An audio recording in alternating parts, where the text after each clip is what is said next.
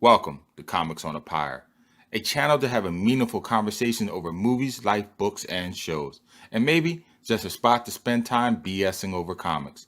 If you like your entertainment with a bit of substance, then you, my vagabond friend, have come to the right tavern.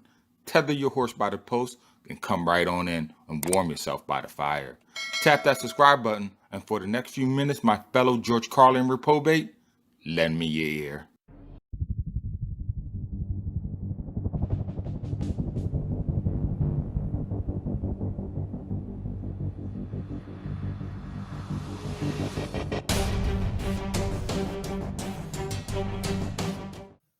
Captain America and Crossbones, Volume 1, Issue 1, is a one-shot story arc published in May of 2011. You know, it's still nice to see that a comic can surprise you every once in a while. If you are like me and have been reading the media for a long time, after a while you start looking for new ideas and new characters to read up on. So when I saw Captain America and Crossbones, I was like, cool, a Marvel story strictly told from Crossbones' perspective. Is he interesting enough to carry a story? Does he have that it factor to hold my attention until the end of the tale? Well, I'm glad to say not only does he have what it takes to star in his own issue, I wish that Marvel did more of this character, along the same lines of what they did with Spider Man's Venom. Branch him out a bit into a background story of his own. Crossbone, aka Brock Romlow, is along the same line as Frank Castle, the Punisher. Same abilities and everything. But if you gave Brock a series, I would have hoped that they would keep him as a bad guy, a merc for hire, and not make him an anti hero like they have done with so many other bad guy villains in the Marvel Universe. Anyway, with that being said, this Captain America and Crossbones one shot was a delight to read. But right off the bat, from the cover title, I had issues because it was a little bit misleading. There is, excluding for 2 or 3 panels, no Captain America to speak of in this comic. I don't know why his name is even on the title. I believe the comic would have sold the same, if not better, had Cap's name been omitted from the cover. At least then you saw that it was strictly a Crossbones comic, and you thought, hey, a story focusing on Crossbones, the character, which it is. Anywho, if you don't know, Old Skullhead is a major antagonist in the Captain America comics. What I like about him is that he is basically a normal guy who has trained his body to peak physical conditioning. He is an expert martial artist, trained in hand-to-hand combat, a superior marksman, and an excellent weapons technician, trained in various forms of weaponry, both ballistic and edge. Growing up a rough kid in the bad sides of New York City's east side, he has both seen and committed just about every unspeakable act.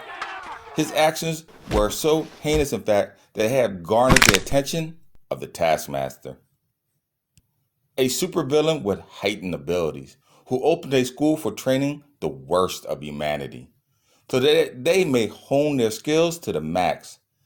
Think of it as the Charles Xavier School for the gifted, but just for the purposes of evil intent. This school made way for an interesting proposition for Crossbones, for Taskmaster saw the promise in this young pupil and quickly introduced him to the Red Skull, an evil genius bent on nothing else but world conquest, and just so happened to be the arch enemy of the Sentinel of Liberty himself, Captain America. This alliance with the Red Skull in turn made Crossbones a major enemy for the Cap. His first appearance, in fact, if you are interested, was in the Captain America Bloodstone Hunt miniseries. After that story, though, he has had many encounters with Steve Rogers, from the Streets of Poison story arc to his involvement in the major Marvel crossover event, Civil War, where he appears to assassinate Captain America. Sometime after that, he had joined the superhero team known as the Thunderbolts, who is led by Power Man, aka Luke Cage. But his actions proved unfit for the team, so here he sits, incarcerated in the raft. a maximum security penitentiary where he rots. Until one night he is visited by an unmarked government agent. Though Crossbones is not the brightest of people, I don't think he would have took a clandestine mission that he knew would risk his life if he didn't get something in return. Something like some time off his sentence, or at least move to a more unrestricted facility. But anyhow, Crossbone is dropped into a remote island where it seems all the citizens are dead. His mission is to find a particular boy, if he's still alive, and kill him personally. But what Brock finds among the ruins of the destroyed city is an infected horde bent on killing any remaining people. In the end, he finds the boy, but discovers that he has not been told anything about what has been going on his island. Why was he selected, a bad guy, to go on this mission? Why has the world not been notified about what's going on this island? And why send a highly trained assassin to kill a defenseless little boy? Whatever are the answers to these questions, Brock must find out in 4 hours, or else there will be an extraction helicopter for him.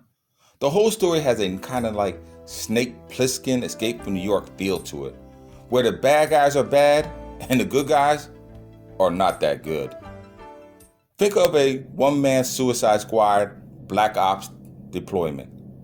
One where operatives are expendable, and you got the right angle for this story.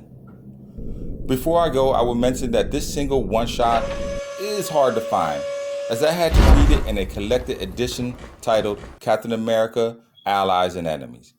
This paperback collects other titles as well in the series. Titles such as Captain America and the Falcon, Captain America's First 13, Captain America Braddock the Leaper, among other older issues as well. Well, there you go. If you like this video, then by all means check out my comic-based YouTube channel, Comics on the Power, for other videos like it. While there, make sure to tap the bell icon to be notified when the next episode drops. But until then, as always, keep reading, my friends.